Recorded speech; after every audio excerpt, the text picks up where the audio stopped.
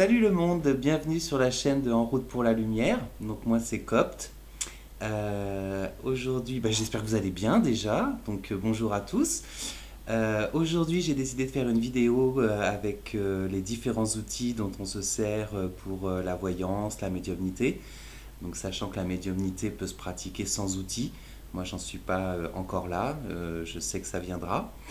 Mais voilà, donc aujourd'hui je vais faire un unboxing euh, avec les différents outils de base indispensables. Donc pour moi il y en a trois. Donc on va commencer par le premier, c'est l'oracle, ou ça peut être aussi un jeu de tarot, mais là c'est un oracle.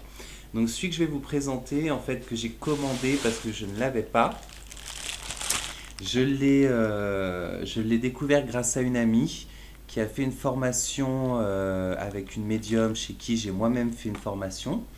Donc une médium qui est à Paris, qui s'appelle Hélène Paulessel-Secondé.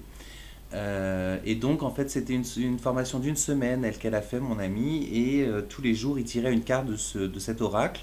Et elle a eu l'occasion plusieurs fois de me le tirer. Et franchement, il répond super bien et je le conseille franchement aux débutants. Alors moi, mon premier jeu, c'est le Tarot de l'Éden de Maud Christen. Je comptais le conseiller en fait parce qu'il est très complet aussi et les cartes sont très belles. Enfin moi, j'aime beaucoup les cartes qui sont faites par des artistes peintres, des choses comme ça. Des cartes assez belles. Et le livre est aussi très simple et avec des bonnes réponses. Et en plus qui correspondent vraiment à notre temps très actuel. Donc je vous le fais découvrir tout de suite. Alors j'ai pas pris de cutter, mais normalement voilà, c'est l'efficacité d'une plateforme très connue. Donc voilà la bête. C'est les cartes médecine de Jamie Sams et David Carson. Alors, moi, pourquoi je le conseillerais aux débutants? Parce qu'en fait, il est, comment dire, c'est pas spécialement la beauté des cartes en fait qui compte dans ce coffret. C'est vraiment la qualité du livret, du livre même. C'est même pas un livret, je trouve qu'on peut quasiment appeler ça un livre, qui est fourni avec. Donc, voilà, il me faudra peut-être un cutter quand même.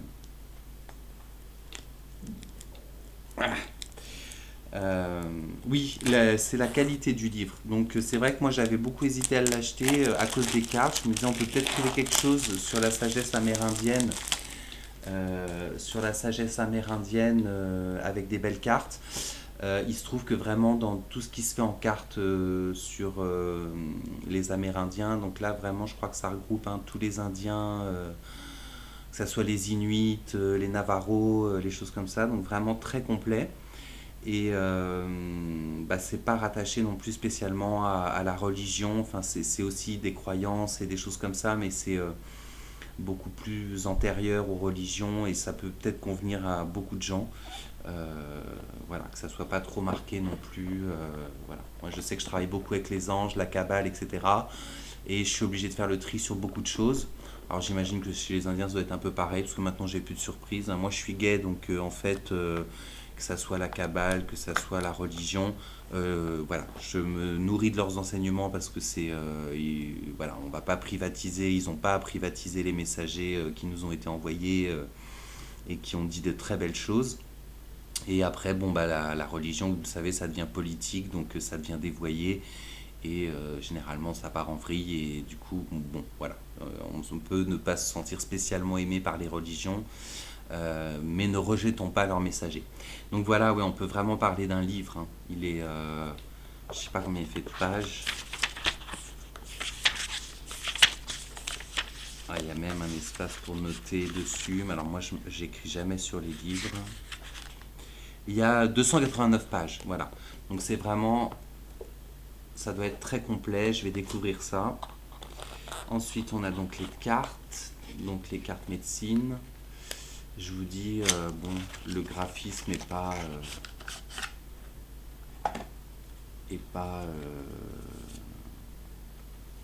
c'est quand même pas, je sais pas si vous connaissez. Donc voilà, il y a les différents animaux cartes médecine. Et en dos, ça se présente, bah, c'est tout bleu, voilà. Voilà, il n'y a pas de chichi. D'un autre côté, c'est très simple, hein, pourquoi pas. La simplicité, ça a toujours, enfin, c'est un grand conseil, c'est la simplicité. Donc, je vais voir ce que je fais avec ce jeu. Je vais l'étudier un petit peu, et puis, bon, j'ai déjà une idée qui me trotte là par rapport à l'actualité.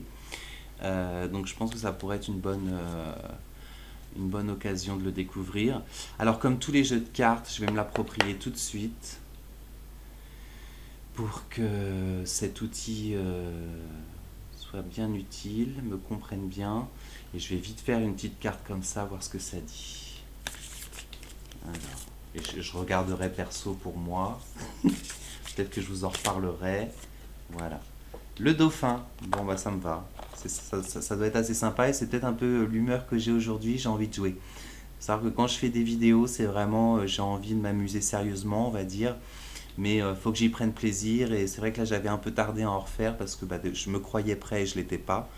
Donc j'ai été très chamboulé moi cette semaine dernière. Voilà, il y a beaucoup de choses qui se sont remises en place. Je vous parlais de la religion par exemple, c'est vrai que moi j'ai tendance, vous savez, quand on a des croyances, ben, on a besoin aussi un peu de rejoindre un groupe ou de partager, etc. Donc c'est un peu aussi l'idée de ces vidéos, c'est d'avoir vos commentaires, qu'on puisse évoluer ensemble. C'est pour ça que je l'ai appelé En route, en route pour la lumière. Et du coup, voilà, j'ai été un peu heurté, peut-être qu'on en parlera un jour ou pas, je sais pas. Bref, le dauphin, je regarderai ce que ça signifie.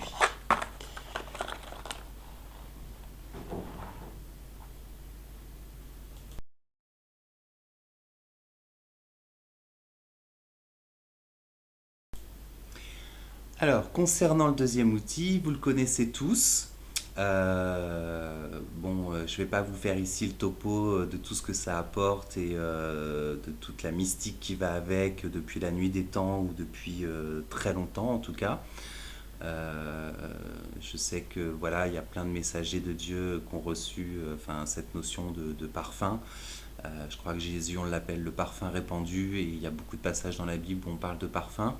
Mahomet, c'était le tout parfumé, par exemple. Je crois qu'on disait de lui qu'il aimait Dieu, les femmes et le parfum. Donc, inévitablement, je vais vous parler d'encens.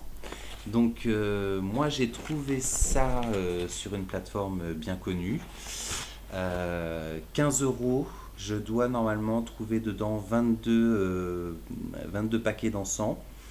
Je connais déjà la marque, donc j'ai toujours été très satisfait de cette marque. C'est des encens qui se consument entre 30, 45, voire des fois 1 heure pour certains. Et enfin, j'ai jamais été déçu par leurs produits. Sachant que là, donc ça m'a coûté 15 euros pour 22 boîtes. Donc ça vous fait moins de 70 centimes, 68 centimes, je crois, ça fait la boîte de 20 bâtonnets d'encens. Donc on est sur un très bon prix. Alors par contre pour l'ouvrir c'est pareil. Non bah ça va, pas de problème.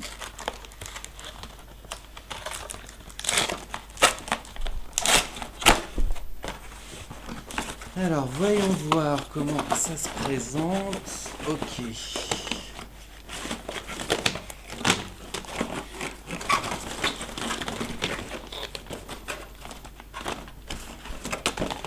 Ouh, un petit dernier. Ah et encore un.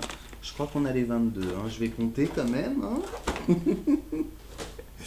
Alors 2, 4, 6, 8, 10, 12, 14, 16, 18, 20, 22. Alors il y en a qui ont l'air un peu ouverts, mais je pense qu'il y a tout ce qu'il faut dedans. Puis c'est quoi? Citronella. Ah, j'adore le citron. Je suis un fan de citron. Tous les matins, j'ai mon petit jus de citron. Ouais, c'est bon. Et alors, ouais, on reconnaît la qualité parce que, vous voyez, c'est limite sous vide. C'est limite sous vide, bien fermé. Et puis en plus, vraiment dans un petit cylindre en carton. Donc on est... ouais, mais j'ai jamais... C'est la marque M. Et je sais que des fois, ils font des déstockages donc sur la fameuse plateforme. Et j'ai jamais été déçu. Donc là, il y en a 22. Moi, ça m'a fait penser aussi aux 22 arcanes majeures. Donc en fait, quand je ferai des tirages, ce que je vais faire, c'est que moi, je le mettrai en description. Il y a un générateur de chiffres aléatoires qui fonctionne très bien et qui permet d'avoir un numéro qui sort comme ça. Et donc, je vais essayer de les classer de 1 à 22. Et comme ça, je demanderai à mes guides, à mes anges, quel encens ils me conseillent, pour quel tirage. Et si je les associe aux arcanes du tarot, peut-être que ça me donnera aussi un peu une idée générale du tirage. Voilà. Donc, deuxième outil indispensable à mon sens, l'encens. Voilà.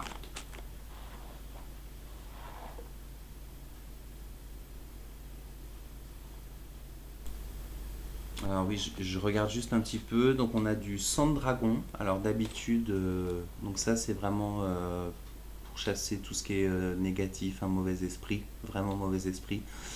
J'ai toujours vu l'emballage en rouge. Bah là il est bleu. Bon. Musc, un grand classique.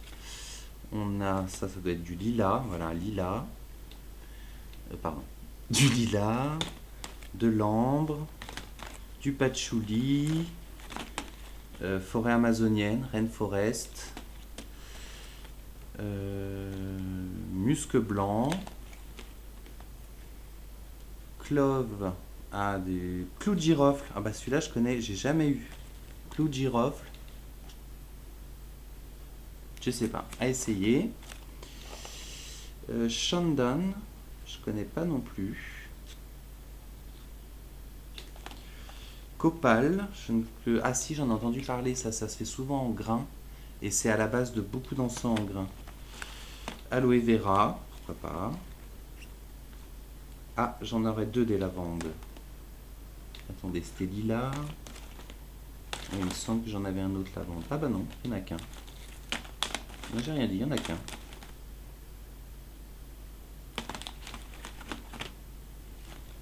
Alors ça c'est écrit carrément en indien. Lotus, gingembre, gingembre, gingembre lily. Gingembre lily. Ah, rose. Ça, à mon avis, c'est quand on aura Marie avec nous, même si elle est toujours là.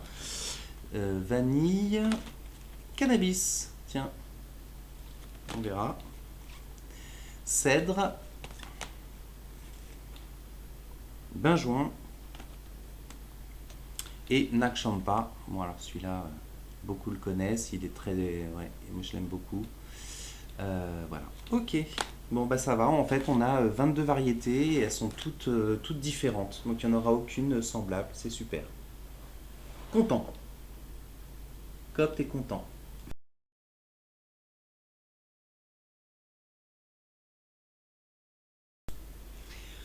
Et enfin, donc on a notre dernier outil qui me semble faire partie des choses indispensables. Donc pareil, je ne vais pas revenir sur tout le côté vivant de la flamme qui peut, enfin vraiment qui symbolise à la fois l'esprit, la vie, l'évolution de l'homme, puisqu'on a vraiment évolué quand on a fait cuire nos aliments. On est passé à un autre stade, tout comme quand on est arrivé dans la région des Grands Lacs, on a commencé à manger du poisson et notre cerveau a vraiment bénéficié de tout ce qui était oméga 3, etc. Et on est repassé à un autre stade d'évolution. Donc en fait aujourd'hui, ben, je veux tout ça, enfin cette étape-là, je veux tout simplement vous parler de la bougie.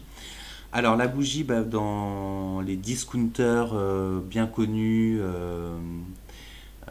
genre Action, Nose, etc. Donc celle-là, elle vient de chez Action, elle a coûté 1,89 € et elle est censée durer 70 heures. Donc voilà, c'est tout à fait raisonnable, hein, 70 heures, même à 10 heures par jour, ça vous fait au moins 7 jours. Donc ce qui se passe avec ces bougies-là, en fait, bah, c'est qu'il vous reste quand même toujours un petit peu de cire qui ne se consume pas. Donc celle-là, je suis désolé parce que je m'en suis un peu servi, j'ai fait couler de la cire. Donc là, moi, je voulais vous parler pour ceux qui se trouvent en rate de bougie ou qui en consomment vraiment énormément, comme moi, hein. Elles peuvent être allumées enfin, du matin au soir. Donc, j'ai une petite astuce.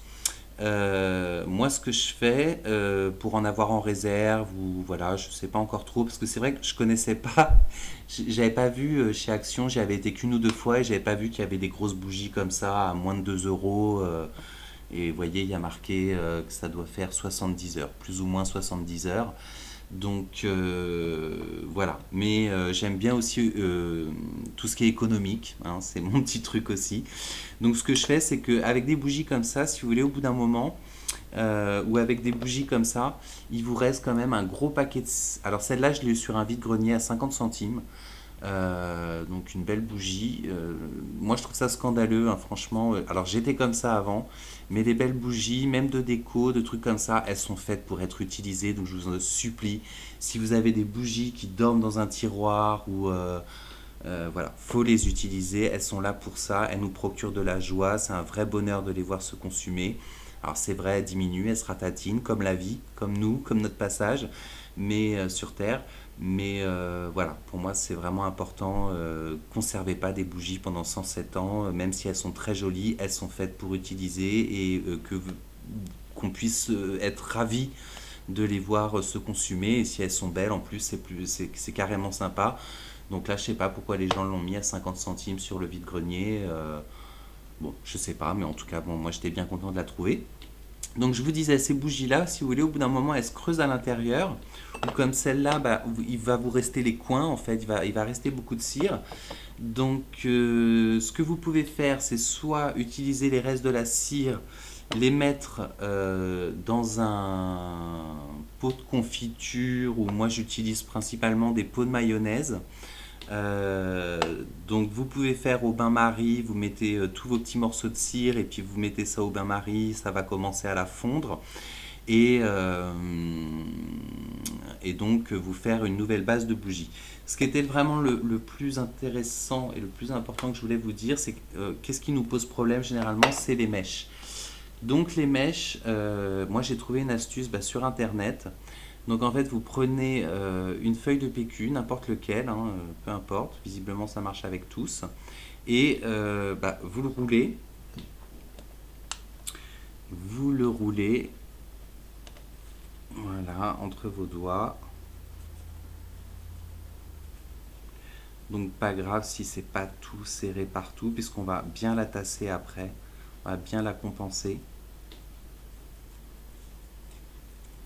Voilà, ça vous donne un truc comme ça. Donc pour les bougies, je pense qu'une moitié suffit. Mais bon, après, moi je me prends pas la tête, j'en prends une en entière. Donc ça c'est, voilà. Donc une fois que à votre bain-marie, vous avez fait fondre votre cire, vous plongez. Moi je pense que le plus simple c'est de plonger directement la mèche dans la cire chaude, quoi. Puis la coincer avec deux stylos. Voilà. Vous la coincez, enfin, bon, avec les pots de mayonnaise, c'est pas tout à fait pareil, mais vous la coincez avec deux stylos et vous attendez que ça refroidisse et que ça prenne. Alors moi, ce que je fais, parce que j'aime bien, quand j'ai de la cire d'avance, en garder pour plus tard. Donc je vais vous montrer moi plutôt ce que je fais, c'est comme j'ai cette bougie, au bout d'un moment la mèche elle s'étouffe un peu parce que la cire du dessus en fait fond, donc ça fait trop de cire pour la mèche. Au fur et à mesure, je verse dans le pot que j'ai prévu à cet effet, la cire dans le fond.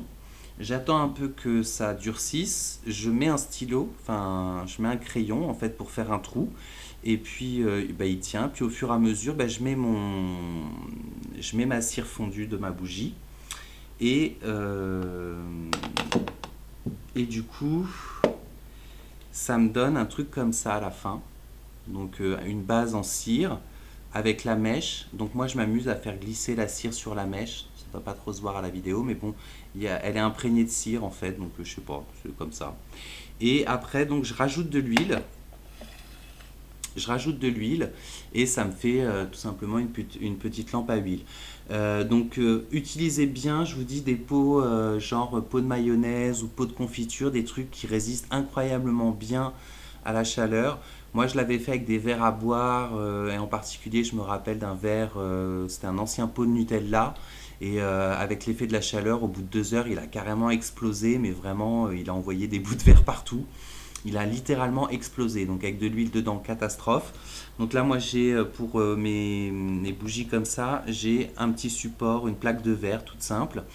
Et il vous faut aussi savoir qu'avec les bougies enfin ces lampes à huile finalement, hein, avec ces lampes à huile, vous avez un moment où il faut enlever un petit peu d'huile. Comme avec la bougie, j'enlève un peu de cire, il faut se débarrasser d'un peu d'huile de temps en temps parce que bah, la mèche se consume un peu plus vite quand même que l'huile.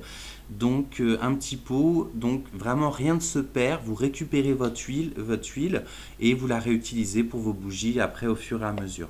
Donc je ne sais pas si je vais vous montrer ce que ça donne une fois allumé parce que c'est vrai qu'on se dit tiens c'est enfin moi je sais que quand j'ai appris que la mèche pouvait être faite avec un simple mais ça fonctionne. Je vous assure ça fonctionne. Moi je vous ai dit je vous donnerai que des trucs validés, certifiés et approuvés, tamponnés par Copt. Voilà, donc ça c'était pour les bougies. Donc vraiment je crois que il y a moyen d'avoir des bougies pour pas très cher. Voilà.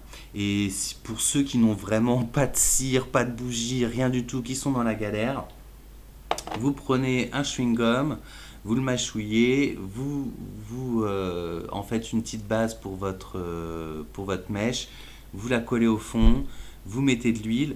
Par contre, au bout de 2 3 jours, le chewing-gum va commencer à se défaire. Donc ça tiendra toujours, il n'y a pas de souci. Il y a un espèce d'effet ventouse, voilà. Sinon, vous mettez votre chewing-gum et vous attendez 1 ou 2 jours qu'il soit vraiment bien dur et ça tiendra un petit peu plus longtemps. Voilà. Je vais quand même vous montrer ce que ça donne une fois allumé.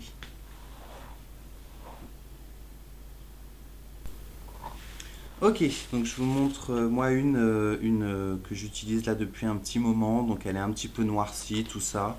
Bon, au bout d'un moment, c'est ce que je vous disais, moi je m'embête pas, c'est des pots de mayonnaise, j'en ai toujours d'avance, ou des pots de confiture ou quoi, donc je les jette quoi, une fois qu'ils sont trop noirs, parce que à nettoyer c'est un peu galère. Donc les éléments indispensables aussi, donc c'est des allumettes, des crandles plutôt. J'en ai un autre paquet, il n'y a pas de souci. Sinon, bah, il y en a qui ont des briquets un peu spéciaux et tout, parce que vous voyez, après pour les rallumer, c'est pas dans les pots, c'est pas super super simple. Bon, moi je prends des allumettes parce que les trucs, j'arrive pas à les recharger, donc ça me coûte plus cher. Donc les allumettes, c'est très bien. Et qu'est-ce que je voulais vous dire d'autre? Oui, bah après l'autre élément indispensable, bah, c'est de l'huile, hein. Donc voilà, 1,40 € et encore, moi je l'ai acheté dans une petite surface, donc on peut sûrement trouver moins cher. Et colza ou tournesol, j'ai pas noté de différence au niveau de la combustion. Donc voilà. Donc petite démonstration. C'est que c'est pas vraiment indispensable, mais on aime quand même toujours voir. Donc voilà. Celle-là, c'est une que j'ai déjà utilisée. Là, je la rallume. J'ai retiré un petit peu d'huile parce que des fois, comment dire, euh, des fois la mèche continue un petit peu à se consommer toute seule. Vous savez, ça fait des braises rouges. Et donc du coup, il faut qu'il y ait un petit peu de papier rose qui dépasse quand même au niveau de l'huile. Donc là, j'en ai peut-être retiré un petit peu beaucoup, mais vous voyez, ça fumoie un petit peu, ça fait une grosse flamme, et puis ça va se calmer. Vous aurez vraiment une flamme de la qualité d'une bougie. Voilà, donc on a fait notre troisième outil, donc l'oracle, le tarot, l'encens et les bougies, donc avec cette petite astuce de la mèche fait avec du papier toilette. Voilà, je vous fais des gros bisous, je vous souhaite un excellent week-end et puis à très bientôt avec Copt sur la chaîne En route pour la lumière. Gros bisous.